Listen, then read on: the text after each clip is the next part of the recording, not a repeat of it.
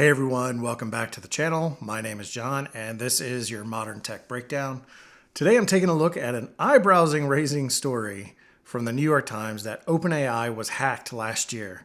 There's a few interesting details in the article that I think are worth talking about, speculating about. Let's get into it. A hacker stole OpenAI secrets, raising fears that China could too, by Cade Metz.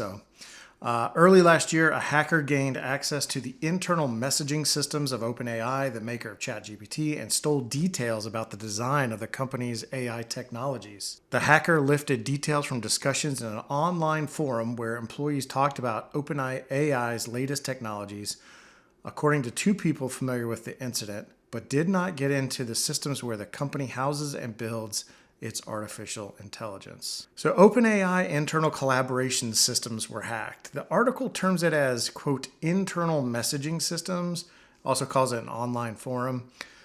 If one were to speculate, that sounds like it could be either Slack or Microsoft Teams.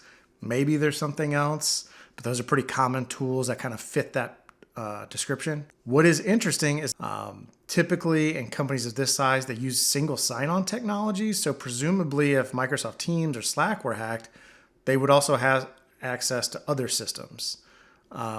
Perhaps the account that was hacked didn't have access to the proprietary systems. I don't know. It's just interesting what they say here. Let's continue on with the rest. There's a little bit more interesting part of this story. So the executive did not consider the incident a threat to national security because they believed the hacker was a private individual with no known ties to a foreign government.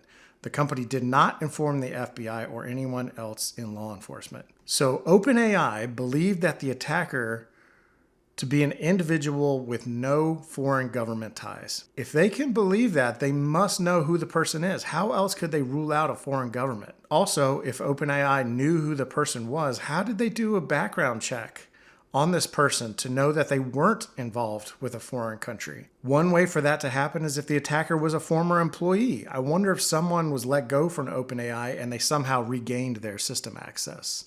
It's very interesting. I don't know how OpenAI came to these conclusions on their own without the help of law enforcement. It must be somebody that they knew, right? I don't know. Maybe there's another explanation. Also, why did OpenAI forego involving law enforcement altogether? It would seem that they considered the breach either rather benign or it was potentially embarrassing and they didn't really want it to get out. It's pretty standard procedure to include the FBI when a significant breach occurs. The FBI doesn't always get involved if the impact isn't a big enough dollar amount or it doesn't have broader national security implications. But for a company with the high profile that OpenAI has, I would think that the FBI would jump on the case. For some reason, OpenAI didn't want to include the FBI. Perhaps employees of OpenAI were very familiar with the attacker, didn't want that person to face legal consequences for a rather benign access control breach.